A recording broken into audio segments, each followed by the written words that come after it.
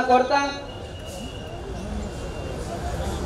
ಪಂಚಾಯತ್ ಅಧ್ಯಕ್ಷೆ ಶ್ರೀಮತಿ ಮೀನಾಕ್ಷಿ ಅವರು, ಜಿಲ್ಲಾ ಪಂಚಾಯತ್ ಉಪಾಧ್ಯಕ್ಷರಾದ ಕಸ್ತೂರಿ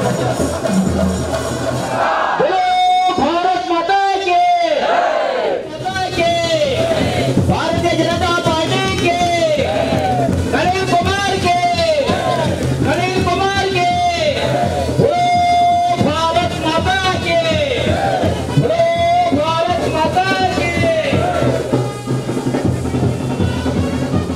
ಈ ಕಾರ್ಯಾಲಯವನ್ನು ಉದ್ಘಾಟನೆ ಮಾಡುವಂತ ಈ ಕಾರ್ಯಕ್ರಮ ಒಂದೇ ಮಾತ್ರ ಗೀತೆಯೊಂದಿಗೆ ಪ್ರಾರಂಭ ಆಗ್ತಾ ಇದೆ. ಅರುಣ್ ಶೆಟ್ಟಿ ಅವರಿಂದ ಒಂದೇ ಮಾತ್ರ.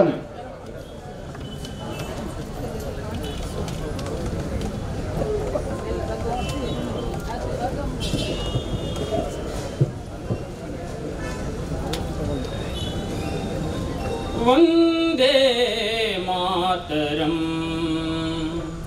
वंदे मातरम सुजला त्वं हि प्राणाः शरीरे बाहुते तुमी मा शक्ति हृदये तुमी मा भक्ति तो प्रतिमागड़ी मंदिरे दे मातरम त्वं हि दुर्गा दश प्रहरण धारिणी कमला कमलदल विहारिणी वाणी विद्यादायिनी नमामि त्वां नमामि कमलाम् अमलाम् अतुलाम् सुजलाम् सुफलाम् मातरं वन्दे मातरं। वंदे नरेंद्र मोदी के, अमित शाह जी के, येडियूरप्पा जी के ನಾವೆಲ್ಲ ಇವತ್ತು ಸೇರಿದ್ದೇವೆ. 2019 ಏಪ್ರಿಲ್ 18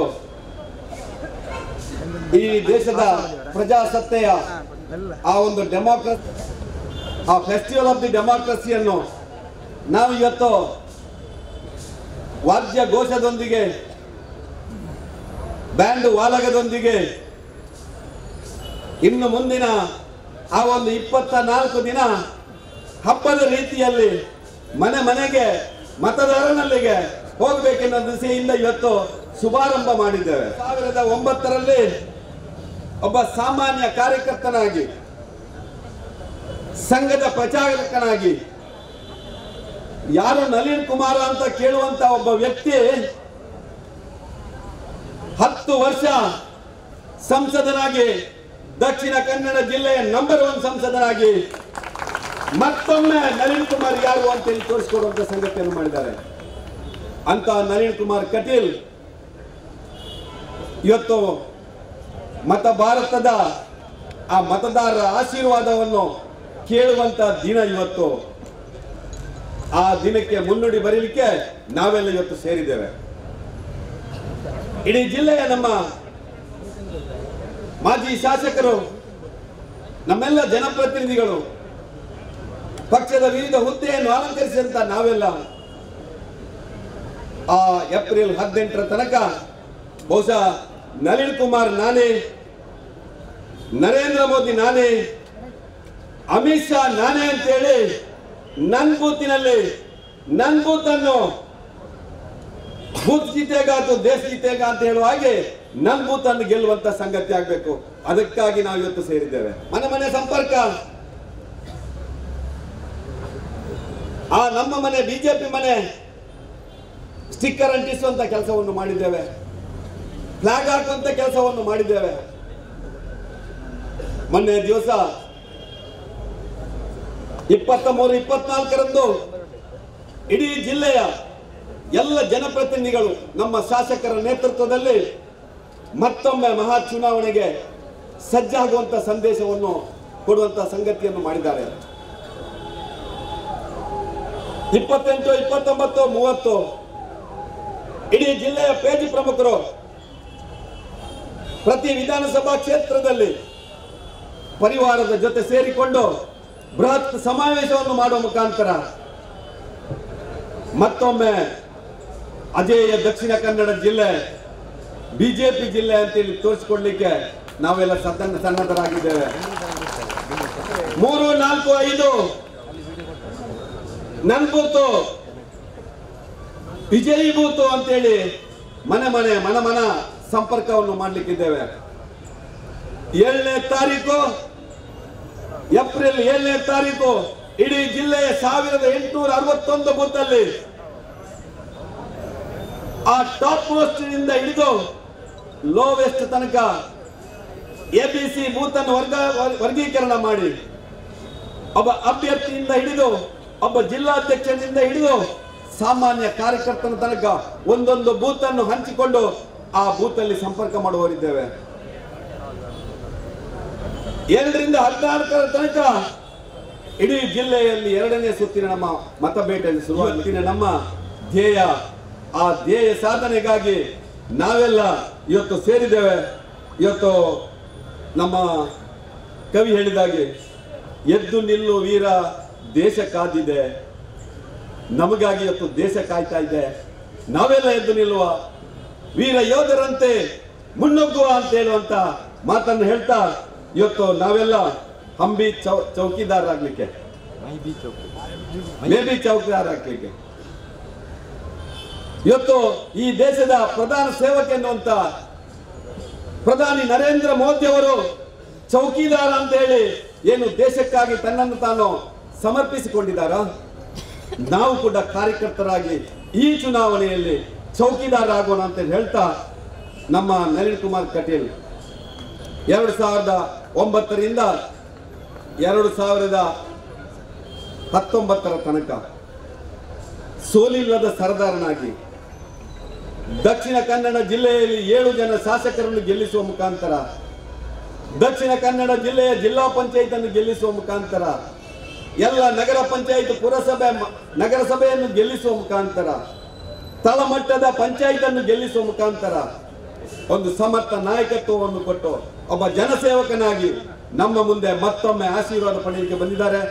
ಅವರ ಸಾಧನೆಗಳು 10 ಇನ್ನೂ ಸಾಧಿಸಿರುವಂತದ್ದು ಇನ್ನೂ ಒಂದಷ್ಟು.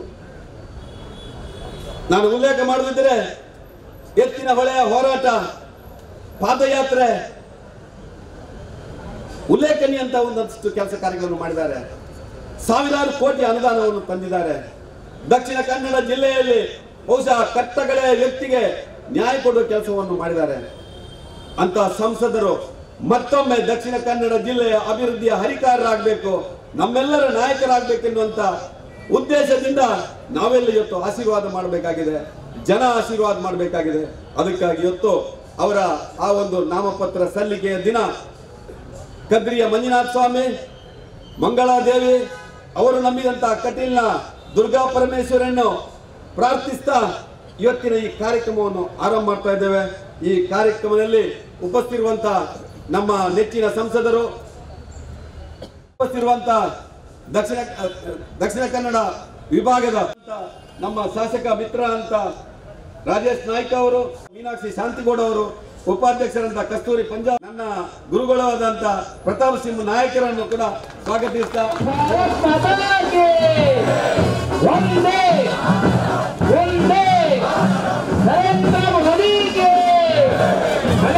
ಕುಮಾರ್ ಅವರು ತನ್ನ ಉದ್ಘಾಟನಾ ಭಾಷಣವನ್ನು ಮಾಡಬೇಕಾಗಿ ವಿನಂತಿಯನ್ನ ಮಾಡ್ತಾ ಇದ್ದೀನಿ. ಭಾರತದ ಗೌರವವನ್ನು ಹೆಚ್ಚಿಸುವಂತ 10 ಚಟುವಟಿಕೆಗಳನ್ನು ಮಾಡ್ತಾ ಮತ್ತೊಮ್ಮೆ ದೇಶದ ಮುಂದೆ ನರೇಂದ್ರ ಮೋದಿ ಅನ್ನುವಂತ ಹೆಸರಿನಡಿನಲ್ಲಿ ಚುನಾವಣೆ ಇವತ್ತು ನಡೀತಾ ಇದೆ. ನಾನು ಎಲ್ಲ ಹಿರಿಯ ಕಾರ್ಯಕರ್ತರಿಗೆ, ಹಿತೈಷಿಗಳಿಗೆ ವಿನಂತಿ ಮಾಡ್ತೇನೆ, ಈ ಚುನಾವಣೆ ನನ್ನೂರಿಗೆ ರಸ್ತೆ ಆಗಬೇಕು ಅನ್ನುವ ಕಾರಣಕ್ಕೋಸ್ಕರ ಈ ಚುನಾವಣೆ ಅಲ್ಲ. ನನ್ನೂರಿಗೆ ಇನ್ಯಾವುದೋ ಸೇತುವೆಗಳಾಗಲಿಲ್ಲ ಅನ್ನುವ ಕಾರಣಕ್ಕೋಸ್ಕರ ಈ ಚುನಾವಣೆ ಅಲ್ಲ.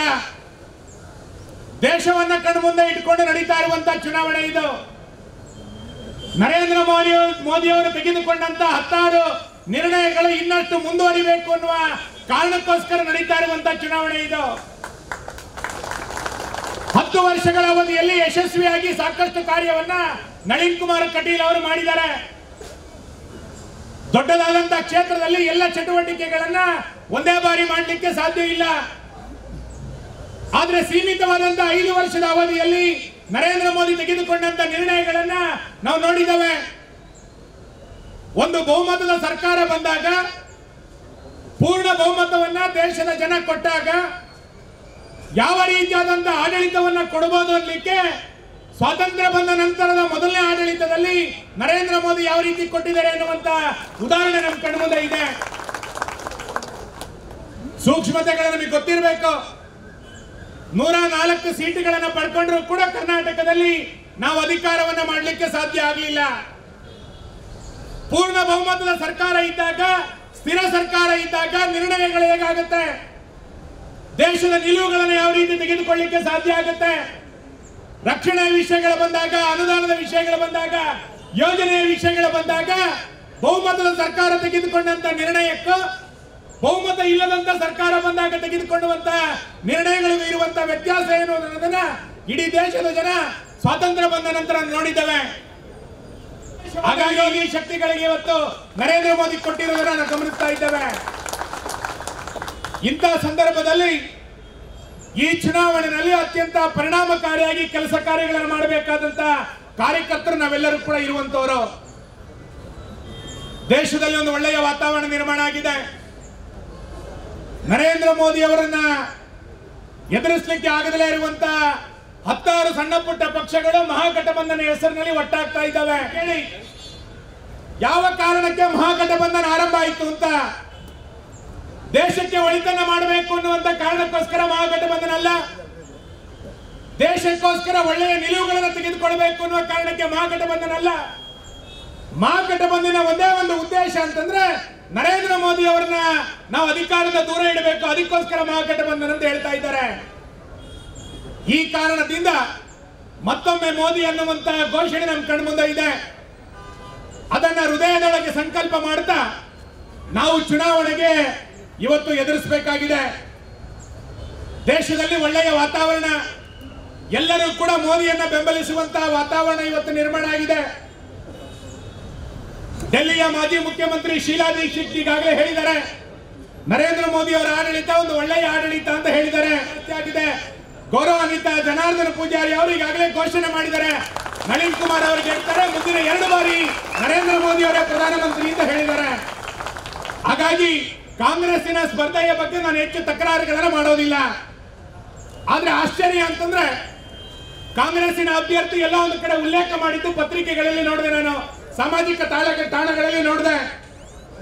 ನಾನು ಈ ಬಾರಿ ಗೆದ್ರೆ ಮಂಗಳೂರಿನಲ್ಲಿ ಸಂಘ ಪರಿವಾರವನ್ನ, ಬಜರಂಗ ದಳವನ್ನ ನಿಷೇಧ ಮಾಡ್ತೀನಿ ಎನ್ನುವಂತ ಸಂಗತಿಯನ್ನ ಅಭ್ಯರ್ಥಿ ಉಲ್ಲೇಖ ಮಾಡಿದ್ದಾರೆ ಅಂತ. ಕಾಂಗ್ರೆಸ್ಸಿನ ಹಿರಿಯ ನಾಯಕರುಗಳಿಗೆ ಆಗಲಿಲ್ಲ, ಯಾರೋ ಒಬ್ಬ ಬಚ್ಚಾನಿಗೆ ಆಗುತ್ತೆ ಅಂತಂದ್ರೆ ಆಶ್ಚರ್ಯ ನನಗೆ. ಇವತ್ತು ಈ ನಾಮಪತ್ರ ಸಲ್ಲಿಕೆಯ ಮುಖಾಂತರ ನಿಷೇಧ ಬಿಡಿ, 28ನೇ ತಾರೀಕಿನ ಚುನಾವಣೆ, 23ನೇ ತಾರೀಕಿನ ವಿಜಯೋತ್ಸವದ ನಂತರ ಗ್ರಾಮಗಳಲ್ಲಿ ಬಜರಂಗದಳ ಸಂಘಟನೆಗಳು ಆರಂಭ ಆಗುತ್ತೆ ಎನ್ನುವಂತ ಸಂಗತಿಯು ಕೂಡ ಕಾಂಗ್ರೆಸ್ಸಿನ ನಾಯಕರಿಗೆ ಗೊತ್ತಿರಬೇಕು. ಇವತ್ತು ಹಿಂದುತ್ವದ ಆಧಾರದಲ್ಲಿ ಈ ಸಂಘಟನೆಯನ್ನು ಕಟ್ಟಿರೋರು, ಹಿಂದುತ್ವ ಮತ್ತು ಅಭಿವೃದ್ಧಿ 2 ಅಂಶಗಳನ್ನು ಇಟ್ಕೊಂಡು ಹೊರಟಿರುವಂತವರು. ಹಿಂದುತ್ವ ಇನ್ನಷ್ಟು ಚೆನ್ನಾಗಬೇಕು, ಅಭಿವೃದ್ಧಿ ಇನ್ನಷ್ಟು ವಿಸ್ತಾರ ಆಗಬೇಕು ಅನ್ನುವಂತ ಕಲ್ಪನೆಯೊಂದಿಗೆ ಹೊರಟಿದ್ದಾವೆ. ಆ ಅಭಿವೃದ್ಧಿ ಮತ್ತು ಹಿಂದುತ್ವವನ್ನು ಇಟ್ಟುಕೊಂಡು ಈ ಚುನಾವಣೆಯನ್ನು ನಾವು ಎದುರಿಸ್ತೇವೆ. ಇನ್ನಷ್ಟು ಒಳ್ಳೆಯ ಕಾರ್ಯವನ್ನ ಈ ಚುನಾವಣೆಯಲ್ಲಿ ಮಾಡೋಣ. ಈ ಚುನಾವಣೆಯನ್ನು ಗೆಲ್ಲೋಣ. ನಳಿನ್ ಕುಮಾರ್ ಅವರನ್ನ 3ನೇ ಬಾರಿಗೆ ಲೋಕಸಭಾ ಕ್ಷೇತ್ರಕ್ಕೆ ಕಳಿಸ್ಕೊಡೋದ್ರ ಮುಖಾಂತರ ದಕ್ಷಿಣ ಕನ್ನಡ ಜಿಲ್ಲೆನಲ್ಲಿ ಮೊದಲ ಫಲಿತಾಂಶ ಇಲ್ಲಿ ಬರಬೇಕು. ಅದಕ್ಕೆ ಬೇಕಾದಂತ ಸಹಕಾರವನ್ನ ನಮ್ಮೆಲ್ಲ ಕಾರ್ಯಕರ್ತರು ಒಟ್ಟಾಗಿ ಕೊಡಬೇಕು ಅನ್ನುವಂತ ವಿನಂತಿಯನ್ನು ಮಾಡಿ ನಳಿನ್ ಕುಮಾರ್ ಕಟೀಲ್ ಅವರಿಗೆ ಶುಭವನ್ನ ಕೋರ್ತೇನೆ. ನಮಸ್ಕಾರ. ಎಲ್ಲ ಚುನಾಯಿತ ಪ್ರತಿನಿಧಿಗಳೇ, ಪಕ್ಷದ ಅನ್ಯಾನ್ಯ ಜವಾಬ್ದಾರಿಗಳನ್ನು ಹೊತ್ತ ಪ್ರಮುಖರೇ, ಕಾರ್ಯಕರ್ತ ಬಂಧುಗಳೇ, ಮಾಧ್ಯಮದ ಮಿತ್ರರೇ, 2009ರಲ್ಲಿ ಮೊದಲ ಬಾರಿಗೆ ಭಾರತೀಯ ಜನತಾ ಪಾರ್ಟಿ ದಕ್ಷಿಣ ಕನ್ನಡ ಜಿಲ್ಲಾ ಲೋಕಸಭೆಗೆ ನನ್ನನ್ನು ಅಭ್ಯರ್ಥಿಯನ್ನಾಗಿ ಘೋಷಣೆ ಮಾಡಿತು. ಪಕ್ಷದ ಹಿರಿಯರು, ಸಂಘಟನೆಯ ಹಿರಿಯರು, ಕಾರ್ಯಕರ್ತರ ಅಭಿಪ್ರಾಯದಂತೆ ಆ ಬಾರಿ ನಾನು ಚುನಾವಣೆಗೆ ನಿಂತೆ.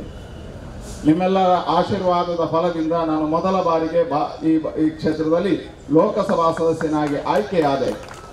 ಕಳೆದ 10 ವರ್ಷದಲ್ಲಿ 2 ಅವಧಿಗೆ ಆಯ್ಕೆಯಾಗಿರ್ತಕ್ಕಂಥ ನನಗೆ ನಿಮ್ಮೆಲ್ಲರ ಆಶೀರ್ವಾದ ಶ್ರೀರಕ್ಷೆ ಆಯಿತು. ಇವತ್ತು ನಾನು ಇಲ್ಲಿ ಕಾಣತಕ್ಕಂಥದ್ದು ನಿಮ್ಮ ಮುಖದಲ್ಲಿ ಈ ಜಿಲ್ಲೆಯ ಮತದಾರರ ಆಶೀರ್ವಾದವನ್ನು, ಈ ಜಿಲ್ಲೆಯ ಮತದಾರರ ಮುಖವನ್ನು, ಹೃದಯವನ್ನು ನಿಮ್ಮ ಮುಖದ ಮುಖಾಂತರವಾಗಿ ಕಾಣ್ತಾ ಇದ್ದೇನೆ. ಎಲ್ಲರ ಮನೆ ಬಾಗಿಲಿಗೆ ಹೋಗಿ ಆಶೀರ್ವಾದ ಕೇಳಲಿಕ್ಕೆ ಆಗೋದಿಲ್ಲ. ಅದಕ್ಕಾಗಿ ಇಲ್ಲಿಯೇ ನಿಮ್ಮೆಲ್ಲರ ಕಾಲಿಗೆರಗಿ ನಾನು ಪ್ರಣಾಮಗಳನ್ನು ಮಾಡ್ತೇನೆ. ಈ ಜಿಲ್ಲೆಯ ಮತದಾರರ ಕಾಲಿಗೆರಗಿ ನಿಮ್ಮ ಮುಖೇನವಾಗಿ ಆಶೀರ್ವಾದವನ್ನು ಬೇಡುವುದಕ್ಕೋಸ್ಕರ ನಿಂತಿದೆ. ಕಳೆದ 10 ವರ್ಷದಲ್ಲಿ ನೀವು ಕೊಟ್ಟಿರುವ ಆಶೀರ್ವಾದಕ್ಕೆ ನಾನು ಚ್ಯುತಿ ಬಾರದ ರೀತಿಯಲ್ಲಿ ರಾಜಕಾರಣವನ್ನು ಮಾಡಿದ್ದೇನೆ, ಆದರ್ಶದ ರಾಜಕಾರಣವನ್ನು ಮಾಡಿದ್ದೇನೆ. ಪಕ್ಷ ನನಗೆ ಕೊಟ್ಟಿರುವಂಥ ಜವಾಬ್ದಾರಿಯಲ್ಲಿ ಎಲ್ಲೂ ಹಿನ್ನಡೆಯನ್ನು ಕಾಣಲಿಲ್ಲ, ಮುನ್ನಡೆಸಿದ್ದೇನೆ. ನನಗೆ ಅನಿಸಿದ ಎಲ್ಲ ಹಿರಿಯರ ಮಾರ್ಗದರ್ಶನ ನನ್ನೊಬ್ಬ ಯಶಸ್ವಿ ಸಂಸದನನ್ನಾಗಿ ಮಾಡಿದೆ. ಈ ದೇಶದ ಅಂಕಿಅಂಶಗಳು ಹೇಳಿತು, ಟೈಮ್ಸ್ ಅನ್ನತಕ್ಕಂಥ ಪತ್ರಿಕೆ ಕಳೆದ ಬಾರಿ ಹೇಳಿತು, ದಕ್ಷಿಣ ಕನ್ನಡ ಜಿಲ್ಲೆಯ ಲೋಕಸಭಾ ಸದಸ್ಯ ಈ ದೇಶದಲ್ಲಿ ಕ್ರಿಯಾಶೀಲ ಚಟುವಟಿಕೆಯಲ್ಲಿ 6ನೇ ಸ್ಥಾನದಲ್ಲಿದ್ದಾನೆ ಅಂತ ಪತ್ರಿಕೆ ಹೇಳಿತು. ಕಳೆದ ಬಾರಿ ವಿಜಯವಾಣಿ ಅನ್ನತಕ್ಕಂಥ ಪತ್ರಿಕೆ ಸರ್ವೆ ಮಾಡಿ ಹೇಳಿತು, ದಕ್ಷಿಣ ಕನ್ನಡ ಜಿಲ್ಲೆಯ ಸಂಸದ ರಾಜ್ಯದಲ್ಲಿ ನಂಬರ್ 1ನೇ ಸ್ಥಾನ, ದೇಶದಲ್ಲಿ ನಂಬರ್ 2ನೇ ಸ್ಥಾನವನ್ನು ಪಡ್ಕೊಂಡಿದ್ದಾನೆ ಅಂತ ಹೇಳಿತು. ಗುಲ್ಬರ್ಗದ ಒಂದು ಯೂನಿವರ್ಸಿಟಿ ಆದರ್ಶ ಗ್ರಾಮದ ಪರಿಕಲ್ಪನೆಗಳನ್ನು ಸರ್ವೆ ಮಾಡ್ತಾ ಹೇಳಿತು, ಅದು ರಾಜ್ಯದಲ್ಲಿ ನಂಬರ್ 1ನೇ ಸ್ಥಾನದಲ್ಲಿದೆ ಅಂತ ಹೇಳಿತು. ಹೇಳಿದರೆ ನೀವು ಕೊಟ್ಟಿರುವ ಜವಾಬ್ದಾರಿಯನ್ನು ಬಹಳ ಯಶಸ್ವಿಯಾಗಿ ನಿಮ್ಮ ಆಶೀರ್ವಾದಕ್ಕೆ ಚ್ಯುತಿ ಬಾರದ ರೀತಿಯಲ್ಲಿ ಆದರಣೀಯ ಪೂರ್ವಕವಾಗಿ ನಡೆಸಿದ್ದೇನೆ. ಇನ್ನು 5 ವರ್ಷವೂ ನಡೆಸುವುದಕ್ಕೆ ನೀವು ಆಶೀರ್ವಾದ ಮಾಡಬೇಕು ಅಂತ ಕೇಳುವುದಕ್ಕೋಸ್ಕರ ಬಂದಿದ್ದೇನೆ. ನೀವು ಆಶೀರ್ವಾದ ಮಾಡ್ತೀರಿ ಅಂತಕ್ಕಂಥ ವಿಶ್ವಾಸ ಇದೆ. ನರೇಂದ್ರ ಮೋದಿಯವರ ಸರ್ಕಾರ ಕಳೆದ 5 ವರ್ಷದಲ್ಲಿ ಅಭೂತಪೂರ್ವವಾಗಿರ್ತಕ್ಕಂಥ ಸಾಧನೆ ಮಾಡಿರ್ತಕ್ಕಂಥದ್ದನ್ನು ಉಲ್ಲೇಖ ಮಾಡಿದರು. ಇವತ್ತು ಜಗತ್ತಿನ ಎತ್ತರಕ್ಕೆ ಭಾರತ ಏರಿದೆ, ದೇಶ ಇವತ್ತು ಅಭಿವೃದ್ಧಿಯತ್ತ ಹೋಗ್ತಾ ಇದೆ. ಹಾಗಾಗಿ ನನಗೆ ಬಹಳ ಖುಷಿಯಾಗಿರ್ತಕ್ಕಂಥದ್ದು ಯಾವುದು ಅಂತ ಹೇಳಿದ್ರೆ 2009ರಿಂದ 2014ರವರೆಗೆ ಪ್ರಥಮ ಬಾರಿ ಸಂಸದನಾಗಿದ್ದೆ. ಆಗ ಮನಮೋಹನ್ ಸಿಂಗರ ಕಾಲ ಇತ್ತು, ಮನಮೋಹನ್ ಸಿಂಗರ ಅಧಿಕಾರ ಇತ್ತು. ಆಗ ದಕ್ಷಿಣ ಕನ್ನಡ ಜಿಲ್ಲೆಗೆ ಬಂದ ಹಣ 3,500 ಕೋಟಿ. ಇವತ್ತು ನರೇಂದ್ರ ಮೋದಿ ಅವರು ಪ್ರಧಾನಮಂತ್ರಿಯಾಗಿ ದಕ್ಷಿಣ ಕನ್ನಡ ಜಿಲ್ಲೆಗೆ ಬಂದ ಹಣ 16,520 ಕೋಟಿ ರೂಪಾಯಿಗಳು. ಇದೇ ವ್ಯತ್ಯಾಸ ನರೇಂದ್ರ ಮೋದಿ ಮತ್ತು ಮನಮೋಹನ್ ಸಿಂಗರ ಕಾಲಘಟ್ಟಕ್ಕೆ ಅಂತ ಉಲ್ಲೇಖ ಮಾಡಲಿಕ್ಕೆ ಹೆಮ್ಮೆ ಪಡ್ತಾರೆ. ಇವತ್ತು ಅಭಿವೃದ್ಧಿಯತ್ತ ದಕ್ಷಿಣ ಕನ್ನಡ ಜಿಲ್ಲೆ ಹೋಗ್ತಾ ಇದೆ. ನೀವು ಕೊಟ್ಟಿರುವಂಥ ಆಶೀರ್ವಾದದಲ್ಲಿ ದಕ್ಷಿಣ ಕನ್ನಡ ಜಿಲ್ಲೆಯ ಹೈವೇಗಳಿಗೆ 7,500 ಕೋಟಿ ರೂಪಾಯಿ ಬಂದಿದೆ. ರೈಲ್ವೆಗೆ ಸುಮಾರು 1,800 ಕೋಟಿ ರೂಪಾಯಿ ಬಂದಿದೆ. ಏರ್ಪೋರ್ಟ್ ಅಭಿವೃದ್ಧಿ ಆಗ್ತಾ ಇದೆ, ಪೋರ್ಟ್ ಬೆಳವಣಿಗೆ ಆಗ್ತಾ ಇದೆ. ದಕ್ಷಿಣ ಕನ್ನಡ ಜಿಲ್ಲೆಯಲ್ಲಿ ಪ್ಲಾಸ್ಟಿಕ್ ಪಾರ್ಕ್ ಪ್ರಾರಂಭ ಆಗಿದೆ. ಇವತ್ತು ಕೋಕೋನಟ್ ಪಾರ್ಕ್ಗೆ ಪ್ರಾರಂಭ ಆಗುವುದಕ್ಕೆ ಮುಹೂರ್ತ ಆಗ್ತಾ ಇದೆ. ಈ ಜಿಲ್ಲೆಯ ಮೀನುಗಾರರ ಬೇಡಿಕೆ ಆಗಿರ್ತಕ್ಕಂಥ ಮೀನುಗಾರಿಕಾ ಜಟ್ಟಿಗೆ ನಾವು ಶಿಲಾನ್ಯಾಸವನ್ನು ಮಾಡಿದ್ದೇವೆ. ಇವತ್ತು ಇಡೀ ಜಿಲ್ಲೆಯ 5 ಹೈವೇಗಳು ಶಿಲಾನ್ಯಾಸ ಆಗಿ ಕಾಮಗಾರಿ ಪ್ರಾರಂಭ ಆಗುವ ಹಂತದಲ್ಲಿದೆ. ಮುಂದಿನ 5 ವರ್ಷದಲ್ಲಿ ದಕ್ಷಿಣ ಕನ್ನಡ ಜಿಲ್ಲೆಯ ಎಲ್ಲ ರಸ್ತೆಗಳು ರಾಷ್ಟ್ರೀಯ ಹೆದ್ದಾರಿ ಪರಿವರ್ತನೆ ಆಗಲಿಕ್ಕಿದೆ. ಹಾಗಾಗಿ ನೀವು ಕೊಟ್ಟಿರುವಂಥ ಆಶೀರ್ವಾದದಿಂದ ಉದ್ಯಮಶೀಲತೆಯಿಂದ ಬೆಳೆಸುವುದಕ್ಕೆ, ಉದ್ಯೋಗ ಸೃಷ್ಟಿಯ ಯೋಜನೆಗಳಿಗೆ, ಮೂಲಭೂತ ಸೌಕರ್ಯಗಳಿಗೆ ಹೆಚ್ಚು ಆದ್ಯತೆ ಕೊಟ್ಟು ನಾನು ಕಾರ್ಯವನ್ನು ಮಾಡಿದ್ದೇನೆ. ಎಲ್ಲಿಯೂ ರಾಜಕೀಯದಲ್ಲಿ ಚ್ಯುತಿ ಬಾರದ ರೀತಿಯಲ್ಲಿ ನಡ್ಕೊಂಡಿದ್ದೇನೆ. ಈ ಜಿಲ್ಲೆಯ ಹೆಸರನ್ನು ಕೆಡಿಸುವ ರೀತಿಯಲ್ಲಿ ಎಲ್ಲೂ ರಾಜಕಾರಣ ಮಾಡಲಿಲ್ಲ. ಭ್ರಷ್ಟಾಚಾರ ರಹಿತವಾಗಿ ನಾನು ಯಾವುದೇ ದೇವರ ಎದುರು ಪ್ರಮಾಣ ಮಾಡಿ ಹೇಳಬಲ್ಲ, 10 ವರ್ಷದಲ್ಲಿ ಭ್ರಷ್ಟಾಚಾರ ರಹಿತವಾಗಿರ್ತಕ್ಕಂಥ ಆಡಳಿತವನ್ನು ನಾನು ಮಾಡಿದ್ದೇನೆ. ನೀವು ಕೊಟ್ಟಿರೋ ಆಶೀರ್ವಾದಕ್ಕೆ ಕೆಲಸವನ್ನು ಮಾಡಿದ್ದೇನೆ ಅನ್ನುವಂಥ ವಿಶ್ವಾಸ ನನಗಿದೆ, ವಿಶ್ವಾಸ ಇದೆ. ಇವತ್ತು ಪುನರಪಿಯಾಗಿ ನಾನು ಆಶೀರ್ವಾದ ಬೇಡಲಿಕ್ಕೆ ಬಂದಿದ್ದೇನೆ. ವಿಶ್ವಾಸ ಇದೆ ಈ ಜಿಲ್ಲೆಯ ಜನತೆ ನನ್ನ ಕೈ ಬಿಡುವುದಿಲ್ಲ. ನನ್ನ ನಡವಳಿಕೆಯನ್ನು ನೋಡಿದಿರಿ, ನನ್ನ ವ್ಯವಹಾರವನ್ನು ನೋಡಿದಿರಿ. ನಾನು ಇತಿಮಿತಿಯ ವ್ಯಾಪ್ತಿಯ ಒಳಗಡೆ ಮಾಡಿರ್ತಕ್ಕಂಥ ಕೆಲಸಕ್ಕೆ ಮತ್ತೊಮ್ಮೆ ನಿಮ್ಮ ಬಳಿಗೆ ಆಶೀರ್ವಾದವನ್ನು ಕೇಳಲಿಕ್ಕೆ ಇಲ್ಲಿ ನಿಂತಿದ್ದೇನೆ. ಭಾರತೀಯ ಜನತಾ ಪಾರ್ಟಿ ನನಗೆ ಒಂದು ಜವಾಬ್ದಾರಿಯನ್ನು ಕೊಟ್ಟಿದ್ದು, ಕೇರಳದಲ್ಲಿ ಹೋಗಿ ಪ್ರಭಾರಿಯಾಗಿ ಕೆಲಸ ಮಾಡುವುದು. ಪಕ್ಷದ ಸಿದ್ಧಾಂತ ನಿಷ್ಠೆಯ ಅನುಷ್ಠಾನದಲ್ಲಿ ಇವತ್ತು ಇಡೀ ಕೇರಳದಲ್ಲಿ ಪರಿವರ್ತನೆ ಮಾಡತಕ್ಕಂಥ ದಕ್ಷಿಣ ಕನ್ನಡ ಜಿಲ್ಲೆಯ ಕೀರ್ತಿಯನ್ನು ಕೇರಳದಲ್ಲಿ ಉಳಿಸುವ ಕೆಲಸವನ್ನು ಪಕ್ಷದ ಮುಖೇನವಾಗಿ ಮಾಡಿದ್ದೇನೆ. ಮೋದಿ ಅಂತ ಹೇಳಿ ಮೋದಿಯವರನ್ನು ಪ್ರಧಾನಮಂತ್ರಿ ಮಾಡುವುದಕ್ಕೆ, ಮತ್ತೊಂದು ಸರಿ ನನಗೆ ಆಶೀರ್ವಾದ ಮಾಡುವುದಕ್ಕೆ ಇನ್ನಿರ್ತಕ್ಕಂಥ ದಿನಗಳಲ್ಲಿ ನೀವು ಮನೆಗಳಲ್ಲಿ ಹೋಗಿ ಮತದಾನದ ಕಾರ್ಯವನ್ನು, ಬೇಡಿಕೆಯ ಕಾರ್ಯವನ್ನು ಮಾಡಬೇಕು. ಮತದಾರರನ್ನು ಮತಗಟ್ಟೆಗೆ ತರಬೇಕು. ಆ ಮುಖಾಂತರ ನಮಗೆ ಆಶೀರ್ವಾದ ಮಾಡಬೇಕು. 18ನೇ ತಾರೀಕು ಭಾರತೀಯ ಜನತಾ ಪಾರ್ಟಿಯ ತಾವರೆಯನ್ನು ಗೆಲ್ಲಿಸುವುದರ ಮುಖಾಂತರ ಮತ್ತೊಮ್ಮೆ ದಕ್ಷಿಣ ಕನ್ನಡ ಜಿಲ್ಲೆ ಭಾರತೀಯ ಜನತಾ ಪಾರ್ಟಿಯ ಭದ್ರಕೋಟೆ ಅನ್ನುವಂಥದ್ದನ್ನು ನೀವು ತೋರಿಸ್ಕೊಳ್ಬೇಕು. ಆ ಪ್ರತಿಜ್ಞೆ ಇಲ್ಲಿ ಆಗಬೇಕು ಅಂತ ನಿಮ್ಮಲ್ಲಿ ವಿನಂತಿಸ್ತಾರೆ. 10ವರೆಗೆ ನಾನು ಸುನಿಲ್ ಕುಮಾರ್ ಮತ್ತು ನಾವೆಲ್ಲರೂ ನಾಮಪತ್ರ ಸಲ್ಲಿಕೆಗೆ ಹೋಗಬೇಕಾಗಿದೆ. ಹಾಗಾಗಿ ನಾವು ಇದನ್ನು ನಿಮ್ಮೆಲ್ಲರಲ್ಲಿ ಆಶೀರ್ವಾದವನ್ನು ಕೇಳಿ ನಿಮ್ಮೆಲ್ಲ ಮತ್ತೊಮ್ಮೆ ಕಾಲು ಮುಟ್ಟಿ ನಮಸ್ಕಾರ ಮಾಡಿ ನಾನು ನಾಮಪತ್ರ ಸಲ್ಲಿಕೆಗೆ ಜಿಲ್ಲಾಧಿಕಾರಿಗಳಿಗೆ ಕಚೇರಿಗೆ ಹೋಗ್ತಾ ಇದ್ದೇನೆ. ನೀವು ನನಗೆ ಆಶೀರ್ವಾದ ಮಾಡಿ ಅಂತ ಆಶೀರ್ವಾದವನ್ನು ಕೇಳಿ ಬೇಡ್ತಾ ಇದ್ದೇನೆ. ಶುಭ ಆಗಲಿ. ಭಾರತೀಯ ಜನತಾ ಪಾರ್ಟಿಗೆ ಮಹಾರಾಷ್ಟ್ರದ ಬಿಜೆಪಿಯ ಕಾರ್ಯಕರ್ತರು ನಮ್ಮೆಲ್ಲರ ನೆಚ್ಚಿನ ಅಭ್ಯರ್ಥಿಗಳಿಗೆ ಒಂದು ವಿಶೇಷವಾದ ಆಹಾರವನ್ನ ತೊಡಗಿಸುವ ಮೂಲಕ ಅವರ ನಾಮಪತ್ರ ಸಲ್ಲಿಕೆ ಸಂದರ್ಭದಲ್ಲಿ ಶುಭವನ್ನು ಹಾರೈಸ್ತಾ ಇದ್ದಾರೆ. ಬೋಲೋ ಭಾರತ್ ಮಾತಾ ಕಿ, ಭಾರತೀಯ ಜನತಾ ಪಾರ್ಟಿಗೆ ಒಂದೇ ಒಂದೇ, ಬೋಲೋ ಭಾರತ್ ಮಾತಾ ಕಿ. फिर एक बार बोलो भारत माता की.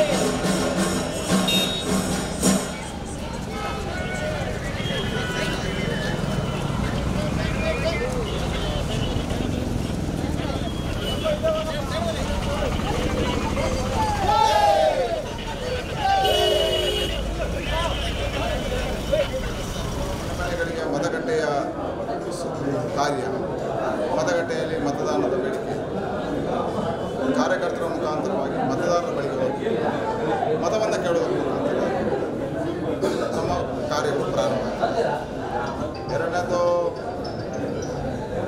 ಒಂದೆರಡು ಮೂರು ದೊಡ್ಡ ಸಭೆಗಳನ್ನು ಮಾಡೋದು, ಸಾರ್ವಜನಿಕವಾಗಿ ಒಂದೇ